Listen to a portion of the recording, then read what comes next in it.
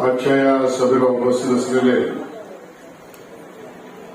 Bharatiya Janata party transport sale आणि नव भारतीय शिव वाहतूक संघटना आयोजित पोलखोल कार्यक्रमात आता ज्यांनी भाषण केलं असे आमचे मित्र, आमचे नेते, आमचे आमदार नितेश राणेजी, ज्यांच्यासाठी आपण सगळे इथे उपस्थित झाला, असे आमच्या सेलचे अध्यक्ष तडफदार युवा नेतृत्व हाजी अराफत शेख, मंचावर उपस्थित जाहीरभाई, उत्तम अग्रवालजी, उपस्थित बंधू भगिनी आणि मातांनो, आज माझ्यासमोर प्रश्न पडला आहे की मी काय बोलू, कारण हाजी अराफत यांनी आज इतके फटके मारले, चौके पे चौका, चौके पे चौका। अब वो कम था, इसके लिए हमारे नितेश राणे साहब ने छक्के पे छक्के मारे आणि या दोघांनी मला काही बोलण्यासारखं सोडलेलंच नाही। खऱ्या अर्थानं हे दोघेही जे बोलत होते ना, ही मुंबईकरांची दर्द व्यथा बोलत होते। हाजी अराफत म्हणाले की आज सभागृहात जे कोणी बसले यातल्या कोणाला सुखाचा अनुभव या महाराष्ट्र विकास आघाडीच्या सरकारमध्ये मिळालेला नाही। दर्द आणि दुःख हे मुंबईकरांना आणि राज्यातल्या जनतेला पाचवीला पुजल्यासारखं आहे आणि या सगळ्या परिस्थितीमध्ये या पोलखोलच्या सभा आम्हाला करायला लागत आहेत। याचं कारण आहे की इथे बसलेले केवळ नाही, संपूर्ण मुंबई शहरात आणि राज्यात ज्या सगळ्या समस्या आहेत त्या मांडायच्या कुठे हा प्रश्न आहे। खरं तर राणेसाहेब, या सगळ्या समस्या मांडायची जागा हे महाराष्ट्राचं विधानसभा, मुंबई महानगरपालिकेचं सभागृह आहे। पण गेल्या 2 वर्षामध्ये विधानसभेची अधिवेशन संपूर्ण झाले नाही। एक शेवटचं झालं, त्यात मुख्यमंत्री महोदय आले नाही। मुंबई महानगरपालिकेच्या सर्वसाधारण सभा होत नाही। मग ह्या ज्या सगळ्या लोकांचे प्रश्न आहेत ते मांडायचे कुठे? ही पोलखोल जी आहे, ये पोलखोल जनता की अदालत है, जनता की अदालत। आज वाहतूकदार इथे रिक्षा, टॅक्सी, बस, ट्रक, टेम्पो, चालक, मालक, कामगार, मजदूर, हा मेळावा मजदूरांचा मेळावा, हा पंचतारांकित हॉटेलमधल्या इम्पोर्टेड परफ्यूम मारून कॉन्फरन्समध्ये बसणाऱ्यांचा मेळावा नाहीये। इथे आलात तर तुम्हाला घामाचा सुवास आहे। इथे आलात तर प्रत्येकाच्या पायातली चप्पल ही तुम्हाला झिजलेली दिसेल। इथे आलात तर प्रत्येकाची शर्ट आणि पॅन्ट ही विस्कळीत दिसतील, इस्त्रीने कडक दिसणार नाही। पण इथे आलात तर तुम्हाला एकच खुशबू दिसेल, जी सत्तेत बसलेल्या ठाकरे सरकारच्या कुठल्याही मंत्र्याकडे नाही, ती खुशबू इथे असलेल्या प्रत्येकाकडे आहे। ती म्हणजे इमानदारी, इमानदारी आणि इमानदारी। बेईमानों की सरकार है ये, ठाकरे सरकार बेईमानों की सरकार है। इसको बेनकाब करना चाहिए। पोलखोल बेनकाब करने के लिए है। ये मजदूरों की बात है, इसके लिए कहता हूं कि आपकी और मेरी जंग ये गरीबी से, गुर्बत से है। जंग आप और हम लड़ रहे हैं। जो हाजी भाई ने कहा वो गुर्बत के खिलाफ, गरीबी के खिलाफ है। और किसी ने सही कहा है, गुर्बत खैरात से कम नहीं होती, गुर्बत खैरात से कम नहीं होती, वो इंसाफ से कम होती है। और भारतीय जनता पार्टी के ट्रांसपोर्ट सेल की लड़ाई ये इंसाफ की लड़ाई है। क्या क्या बातें चल रही है। अब हमारे किसी भाई ने मुझे बताया, ऍप्लिकेशन केलं लायसन्सला राणे साहेब 60,000 लोकांनी, तुम्ही उल्लेख केला माझी, लायसन्स 60,000 लोकांनी अप्लाय केलं, 106 लोक ऍबसेंट आणि रिजेक्ट केलं फक्त 85 लोक. म्हणजे 50,000 55,000 लोकांना तुम्ही लायसन्स देताय, पण त्याची टेस्ट तर करा, त्यांना गाडी चालवता येते की नाही तर बघा, राईट लेफ्ट कळतंय का बघा, मिरर सेंटरला असतो की नाही ते तर विचारा, साईड मिरर मध्ये काय बघायचं असतं ते तर माहिती करून घ्या. कशाला पत्ता नाही. केवळ दलालांची दलाली वाढली पाहिजे म्हणून परिवहन विभाग काम करतोय, अशी स्थिती आहे. आणि म्हणून मी म्हटलं, राणे साहेबांनी जे बोलले ते खरं आहे.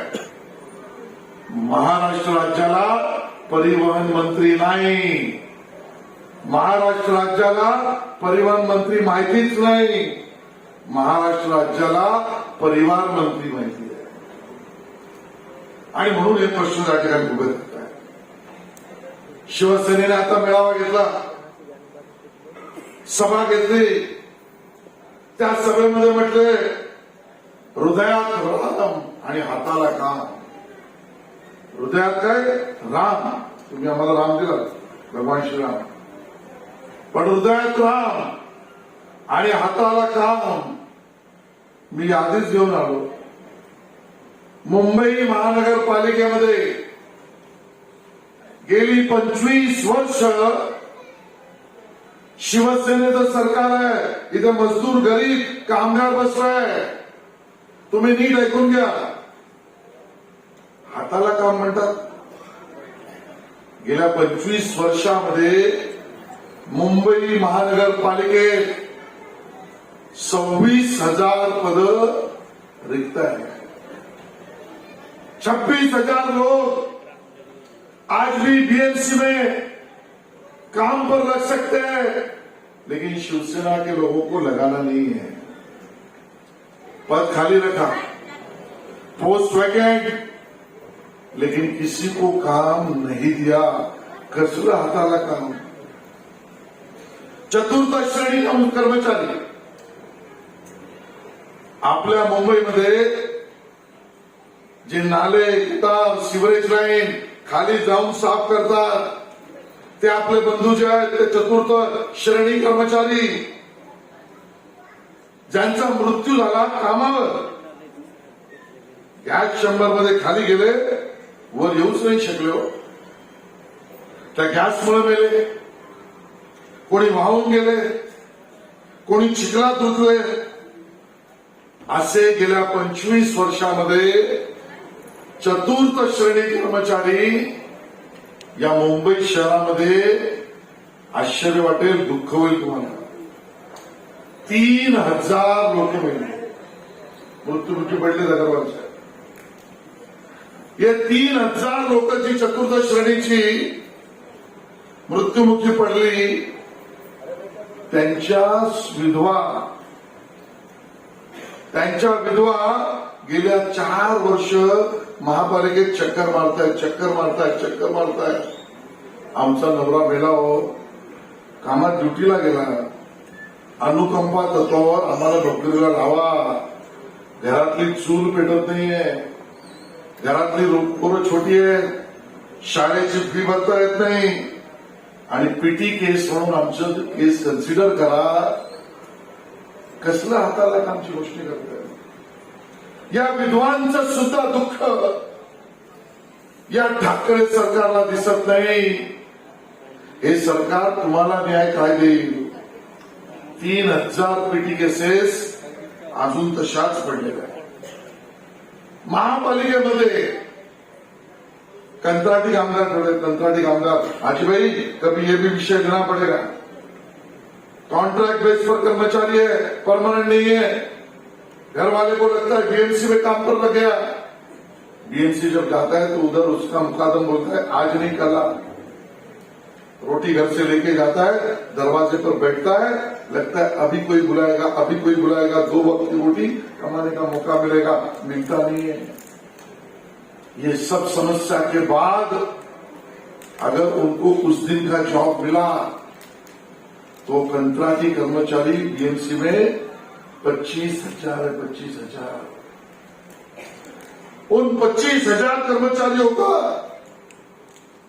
बीएमसी 80,000 करोड़ रुपया फिक्स डिपॉजिट में रखती है. लेकिन 25,000 कर्मचारियों का जो आपको मुझे सेवा देते हैं उनका प्रोविडेंट फंड जमा नहीं करती.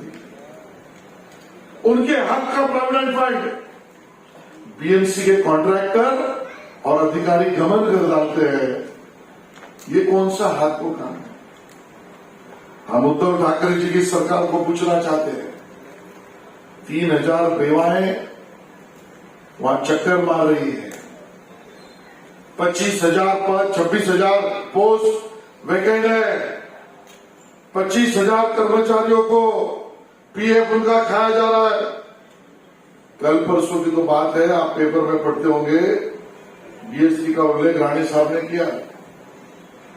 बीएसटी के ड्राइवर, कंडक्टर, क्लीनर ये कॉन्ट्रैक्ट बेस पर लिए हैं. बांद्रा, वर्ली, घाटकोपर, गोरेगांव, मानखुर्द इस जगह के सभी ये कॉन्ट्रैक्ट पर लिए हुए बीएसटी के जो कर्मचारी है 3-3 महीने से उसको बीएसटी ने पेमेंट नहीं किया. आप कल्पना करो 3-3 महीना अगर पगार नहीं मिलता वो घर पे क्या खाएगा, क्या करेगा. पीएफ छोड़ो, रोज का अलाउंस उनको नहीं मिलता. ये कौन सा हाथ को काम है. और इसके लिए उद्धव ठाकरे जी की सरकार बोलती कुछ और है, करती कुछ और है. हम तो उनको सवाल खोल खोल में इतना ही पूछते हैं. भाई हम आपसे पूछते इतनी बात है, 1-1 रुपए का हिसाब दो. जो राणे साहब ने कहा वो सही है. मैं मजदूर हूं, मैं कामगार हूं, मैं कर्मचारी हूं, मैं टैक्सी ड्राइवर हूं, मैं रिक्शा ड्राइवर हूं, लेकिन मैं मुंबई का हूं ना. बीएमसी ने मुझे जो मेरे हक का है वो तो देना चाहिए ना. उद्धव ठाकरे जी ने 5 साल पहले वादा किया था आपसे. वादा आप लोग भूल गए. आप भूलते हैं, उसी का वो लोग फायदा उठाते हैं. वो वादा आप सबसे किया था 24 घंटा पीने का पानी दूंगा. 24 घंटा. मैं कोई भी गली में खड़े रहकर पूछता हूं. मैं आपसे भी, इतनी बहनें यहां पर बैठी है, मैं आपसे भी पूछता हूं क्या 24 घंटा पानी आता है. 15 घंटा आता है, 10 घंटा आता है, 5 घंटा आता है, 2 घंटा आता है, 2 घंटा आता है. रानी साहब ये स्थिति है. मैंने पूछा बीएमसी वालों को, भाई आपने वादा किया था 24 घंटा पानी का, खर्चा कितना किया. उन्होंने जवाब दिया हमने 24 घंटा पानी का वादा किया, हमने कॉन्ट्रैक्ट निकाला. मैंने बोला कॉन्ट्रैक्ट निकाला, कितने का निकाला. उन्होंने बोला स्टैंडिंग कमेटी को बताया. हमने बोला भाई स्टैंडिंग कमेटी को बताया तो कितने रुपए का बताया. उन्होंने बोला 35,000 करोड़ का बताया. मैंने बोला 35,000 करोड़ कॉन्ट्रैक्टर को दिया. उन्होंने बोला हाँ दिया. मैंने बोला कॉन्ट्रैक्टर ने क्या किया. उन्होंने कहा कॉन्ट्रैक्टर ने जमीन के नीचे बोगदा किया। मैंने बोला जमीन के नीचे बोगदा क्या किया? बोला पीने का पानी लाने के लिए किया। मैंने बोला पीने का पानी के लिए बोगदा किया, लेकिन पानी नहीं आ रहा है, उसका क्या? वो बोला उस बोगदे में पानी आने वाला है। मैंने बोला बोगदे में पानी कब आने वाला है? उन्होंने कहा जब तालाब भर जाएगा तब आने वाला है। मैंने बोला तालाब कब भरेगा? उसने बोला जब हमारा डैम बनेगा। मैंने बोला डैम कब बनेगा? उसने बोला जब उद्धव जी परमिशन देंगे तब। अब 35,000 करोड़ गया, पीने का पानी नहीं आया, जमीन के नीचे बोगदा हो गया और तुमको 2 घंटा पानी मिला। क्या सवाल नहीं पूछने चाहिए? पैसा खाने की लत ये इनको इतनी लगी है। अरे हृदय में राम नहीं, इनके मुंह में रावण है और रावण के जैसा खाते जा रहे। रोड के खड्डे में खाओ, रोड में खाओ, स्कूल रिपेयरिंग हजम करो, कचरा साफ करना हजम करो। अरे यहां तक क्या मैंने उस दिन बताया, खालूनच सांगते ते म्हणून त्या दिवशी उंदीर साहेब आज पाणी सांगते। हर चीज में खा, हर चीज में खाना। और इसके लिए दोस्तों मैं अंत में इतना ही कहूंगा, ये लड़ाई बड़ी लंबी लड़ाई है।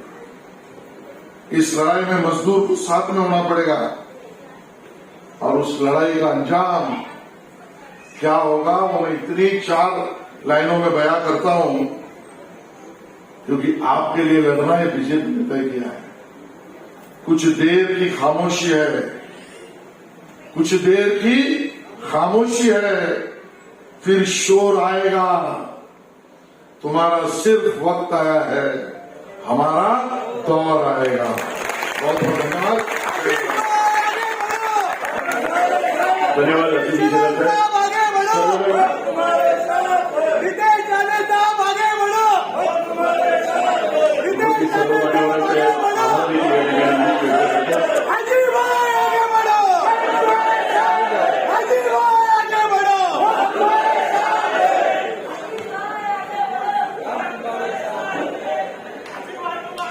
यानंतर सर्व उपस्थितांना विनंती आहे की राष्ट्रगीताने या कार्यक्रमाचं समारोप होईल। आपण आपापल्या जागेवरती कृपया उभे राहा। एक साथ राष्ट्रगीत शुरू कर। जनगण मन अधिनायक जय हे भारत भाग्य विधाता, पंजाब सिंध गुजरात मराठा द्राविड उत्कल बंगा, हिंद हिमाचल यमुना गंगा उच्चल जलसि तरंगा, तव शुभ नामे जागे, तव शुभ आशीष मागे, गाहे तव जय गाथा, जनगण मंगलदायक जय हे भारत भाग्य विधाता।